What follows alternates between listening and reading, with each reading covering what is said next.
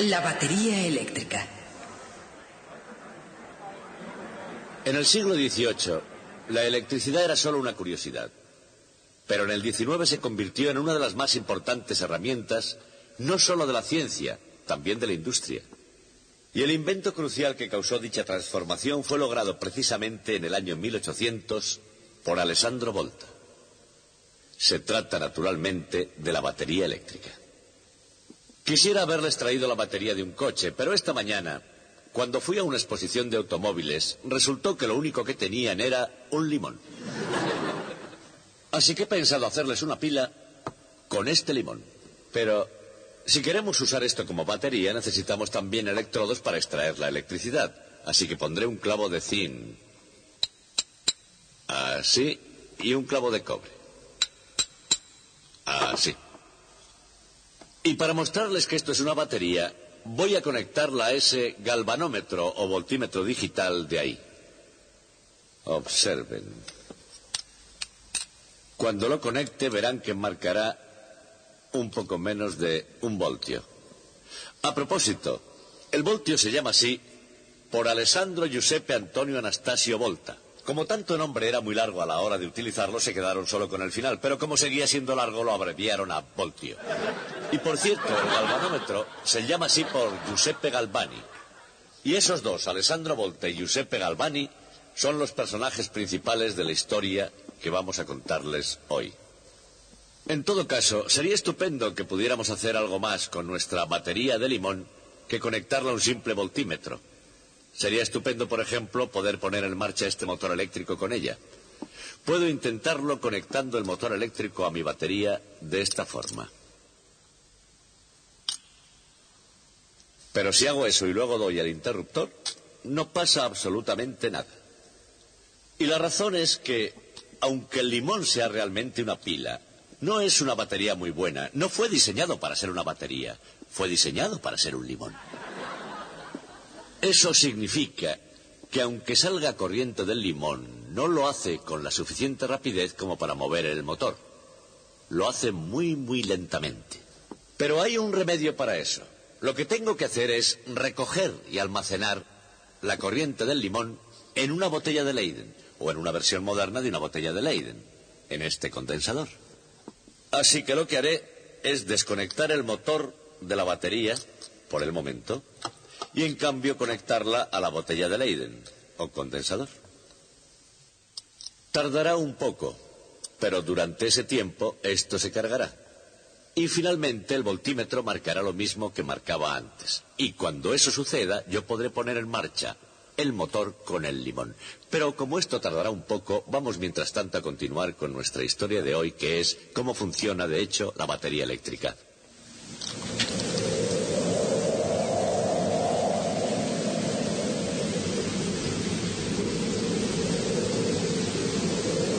La pila eléctrica. Se conoce aproximadamente desde el siglo XIX.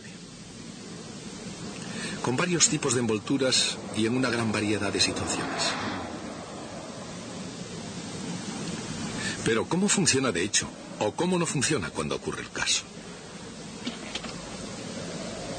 De camino hacia la respuesta, y esto es cierto en cualquier tema científico, parte del atractivo consiste en cómo llegar a ella.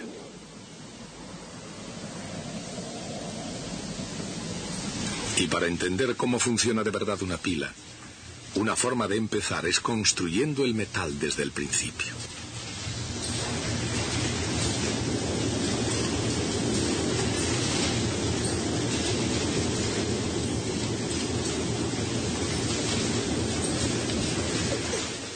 Empezaremos con un simple ion positivo. Es un átomo que ha perdido exactamente un electrón.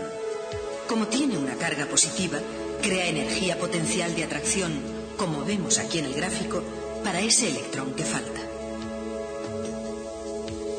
Coloquemos entonces más iones, juntos, uno al lado de otro, añadiendo justo los electrones suficientes para formar un sistema eléctricamente neutro.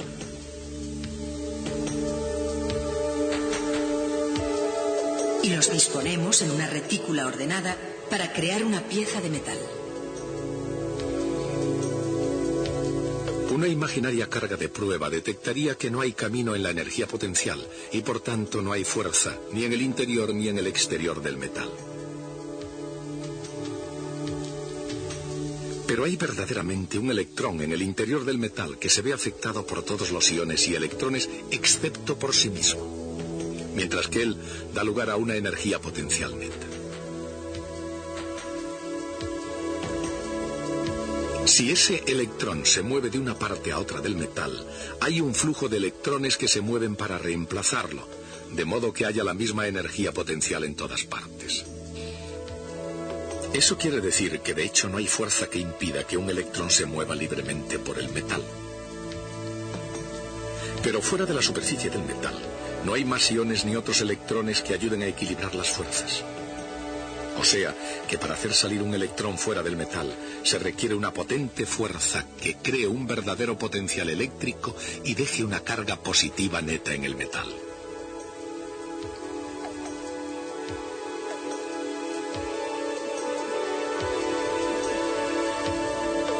De ese modo, la energía potencial global de un electrón real disminuye bruscamente en la superficie del metal, a un valor inferior, que es el mismo en todo el interior.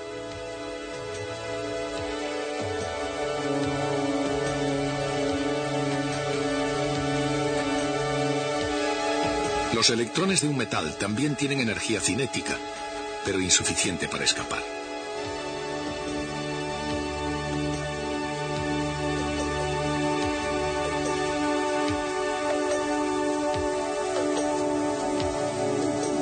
El total de energía extra que necesitaría un electrón para escapar de un metal se conoce con el nombre de trabajo de extracción.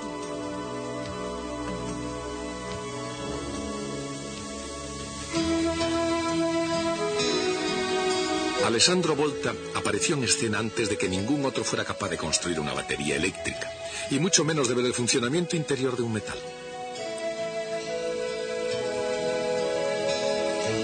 Pero Volta tenía un gran conocimiento de los metales, de sus propiedades y de su funcionamiento.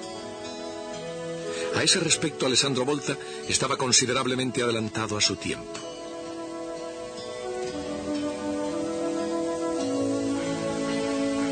La ciencia era un don que él poseía y que quiso compartir con el resto del mundo.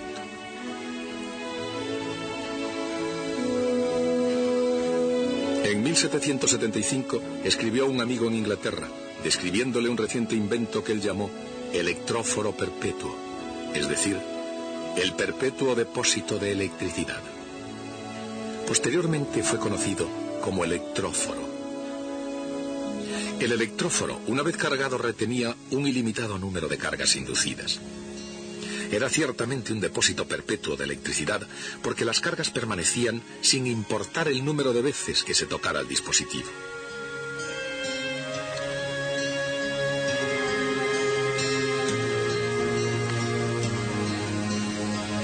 La comunidad científica alabó el logro de Volta y en Inglaterra Joseph Priestley lo consideró el invento más significativo desde la botella de Leyden.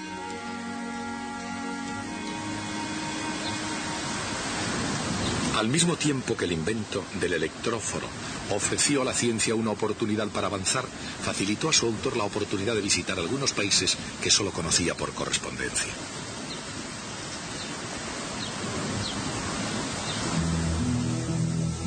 Por ejemplo, en Holanda, Volta estudió la famosa máquina eléctrica de Martinus van Marum.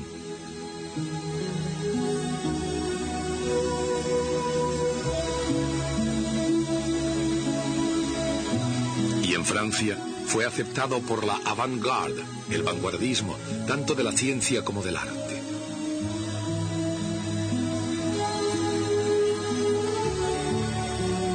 París era la ciudad de Pierre-Simon Laplace, astrónomo y físico matemático, y del gran químico Antoine Lavoisier.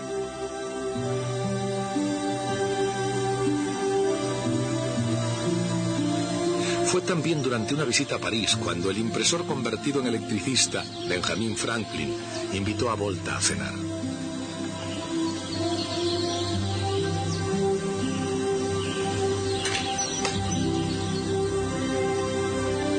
Volta llegó a París en 1781 y durante su estancia perfeccionó muchas cosas en el campo de la ciencia. De hecho, en palabras de un admirador parisino, Volta era el Newton de la electricidad. Y era por eso natural que visitara las universidades inglesas antes de volver a Italia.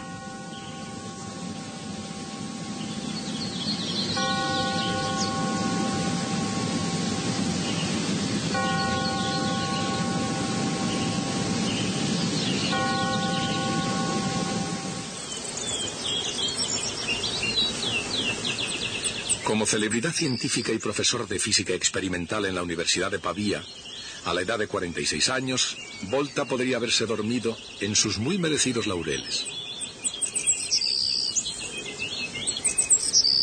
Sin embargo, Volta recibió una oportuna carta de un tal Luigi Galvani. Galvani vivía en Bolonia y, como Volta, era un italiano dedicado a audaces ideas y sorprendentes descubrimientos. Quizá la más osada y escandalosa fue la idea de Galvani llamada electricidad animal. Galvani escribió: es una fuerza vital diferente de la electricidad ordinaria que se puede encontrar en el tejido de una rana.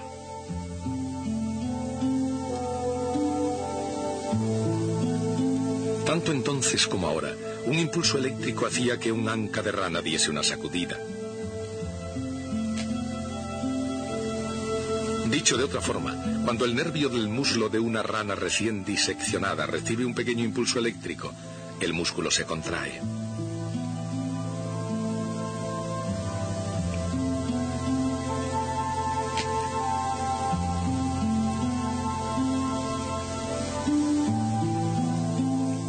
Observando las sacudidas de un anca de rana amputada, Galvani descubrió que esos impulsos nerviosos que excitaban a los músculos a actuar son realmente señales eléctricas. Y esas señales, decía, viajan por todo el cuerpo.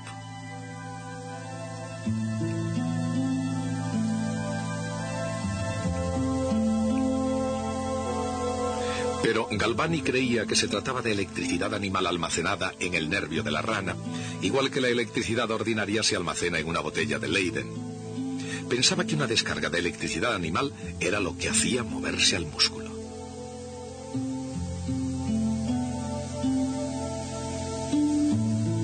Pero Volta vivió de forma diferente el descubrimiento de Galvani. Más que detectar la llamada electricidad animal por todo el cuerpo, Volta encontró ese impulso solo en el anca de la rana. Y entonces pensó que la electricidad animal era electricidad ordinaria, simplemente una sacudida que habían generado dos metales que se ponían en contacto en un circuito de Galvani.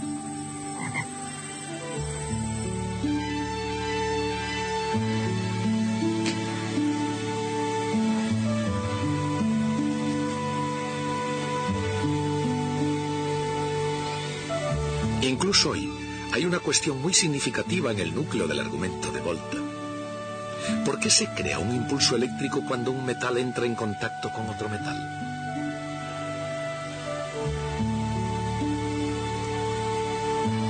Cada metal, el zinc por ejemplo, tiene un potencial de extracción que impide que sus electrones escapen.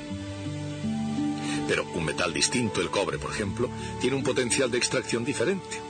La diferencia es aproximadamente 1 voltio de potencial eléctrico.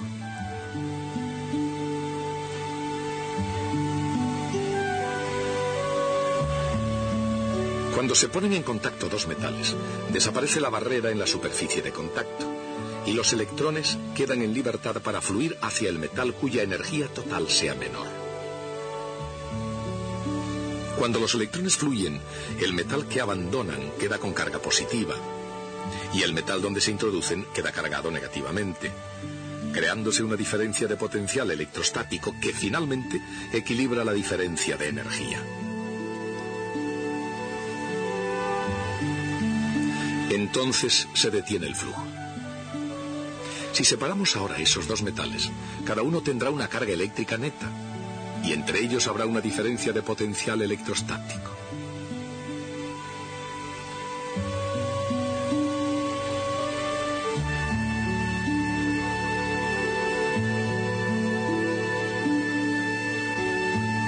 Como en tiempos de Volta aún no se había descubierto el electrón, Volta tenía que basar sus argumentos sobre otros fundamentos.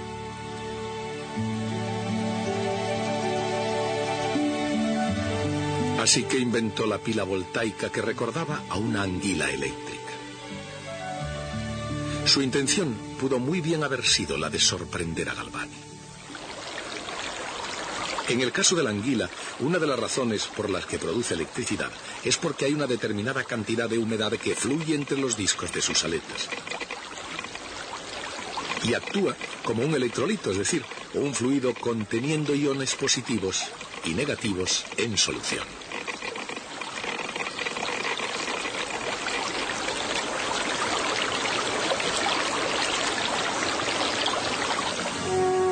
Supongamos dos metales diferentes cargados eléctricamente por contacto y colocados en un electrolito.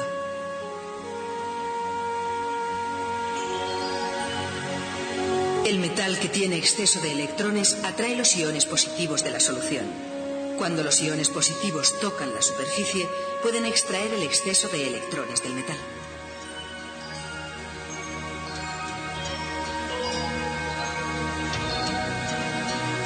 Al mismo tiempo, el otro metal con escasez de electrones atrae iones negativos. Cuando los iones negativos alcanzan la superficie, los electrones perdidos pueden ser reemplazados. De esa forma, el electrolito tiende a llevar a los metales de nuevo a una condición eléctricamente neutra. Si de nuevo entraran en contacto directo, una nueva corriente de electrones volvería a fluir, debido a la diferencia que existe entre sus potenciales de extracción. Pero ahora, debido al electrolito, el flujo no se detiene. Los electrones seguirán fluyendo de un metal a otro y serán reemplazados continuamente por los iones de la solución, hasta que toda la energía química de la solución se haya consumido.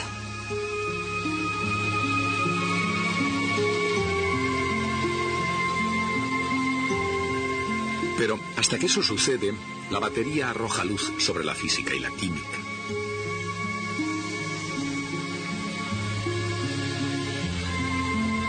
Las reacciones químicas en la superficie de separación entre electrolito y un metal suministran electrones extra listos para fluir.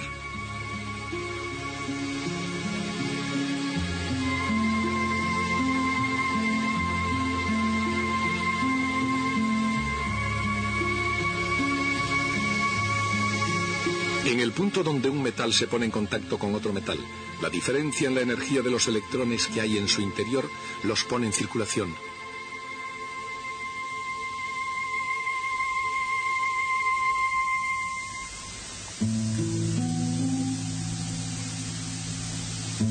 A través del circuito eléctrico y de vuelta a la solución, donde completan la reacción química. En resumen, la energía química se convierte en energía eléctrica hasta que los elementos químicos se consumen y la batería se agota.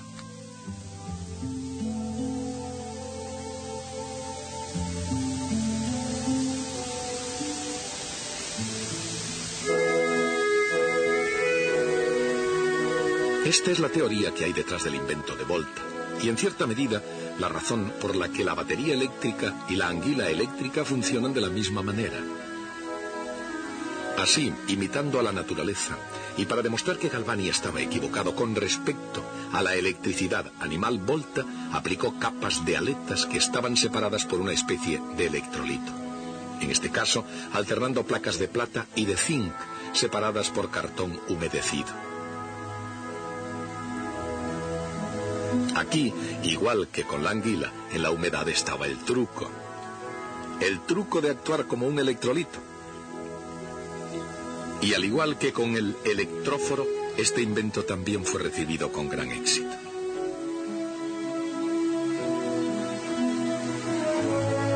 Por ejemplo, Napoleón Bonaparte, un emperador siempre interesado por los acontecimientos de actualidad, alabó el invento de Volta como el más importante de todos los tiempos.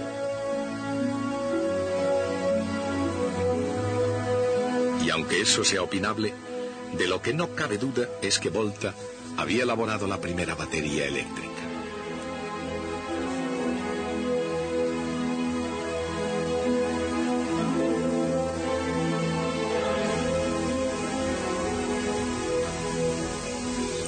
Tanto en el pasado como en el presente, la composición de una batería eléctrica son dos piezas de metales diferentes en una solución electrolítica. Sin embargo, para conseguir que una batería sea eficiente en la práctica, hace falta algo más. De hecho, se ha recorrido un largo camino desde aquellos días en que Volta apilaba metales diferentes separados por piezas de tela húmeda, arcilla, madera y piel.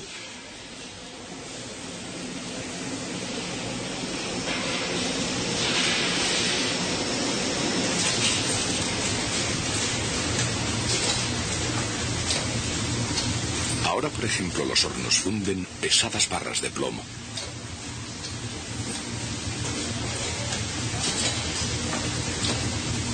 Luego, el plomo se moldea en rejillas o placas que servirán de electrodos.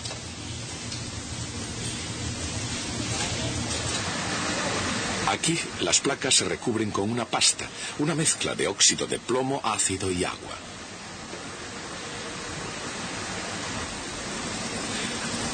A la pasta que va a las placas negativas se le añade un relleno.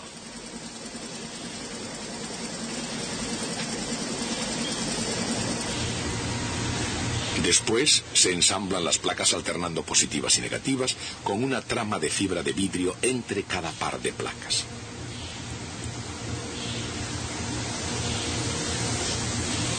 Las placas van soldadas a contactos. Se colocan en el interior de unos recipientes de plástico y se fijan.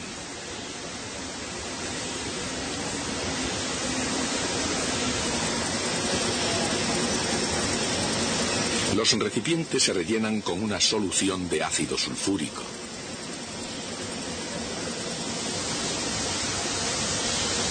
Y finalmente, en el interior del recipiente, las placas de plomo y el electrolito circundante quedan transformados en baterías eléctricas.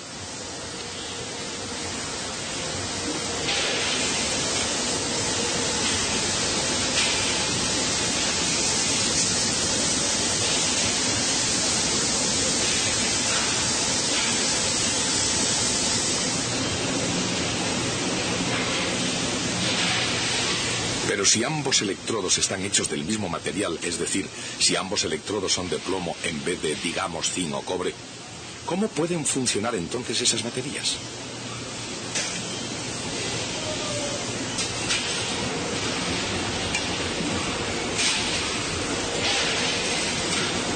La respuesta nos la facilitó un científico francés llamado Raymond Planté, que descubrió este nuevo modo de hacer una batería.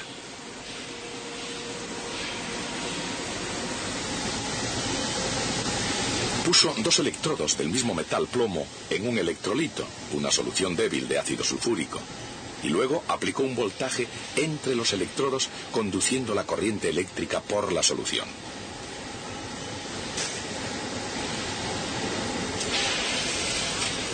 Esto tuvo el efecto de oxidar un electrodo, cambiando su potencial de extracción.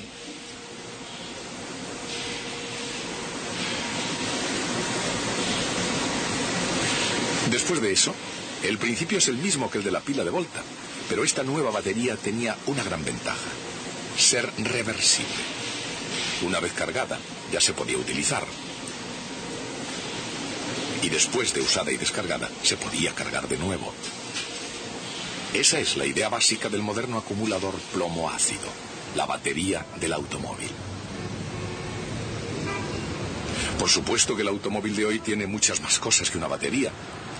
Pero a pesar de todo, es eso exactamente lo que hace que esas complejas máquinas se pongan en marcha. Así que todos los conductores del mundo le deben mucho a Alessandro Volta. Tanto los que merecen alabanzas como los que merecen críticas ácidas como un limón.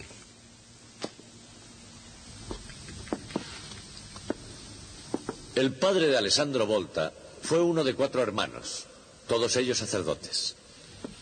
Eso no era muy prometedor para el futuro de la familia, así que después de 11 años abandonó el sacerdocio para propagar el nombre familiar. Y realmente lo hizo bien, porque todavía lo estamos utilizando. Él procreó 6 hijos, 3 sacerdotes, 2 monjas y Alejandro. Indudablemente fue un método italiano de control de natalidad muy eficaz. Alessandro, por lo visto, no estaba hecho para la vocación sacerdotal. Un colega suyo, Lichtenberg, dijo de él que entendía mucho de la electricidad de las mujeres. Hablando de electricidad, creo que ha llegado el momento de poner en marcha nuestro motor eléctrico, si es que hemos recogido suficiente carga de la batería de limón. Todo lo que tengo que hacer es conectar el motor a los condensadores, así. Y cuando dé al interruptor, deberá funcionar. ¿Preparados? Vamos allá. Ahí lo tienen, lo que puede un limón.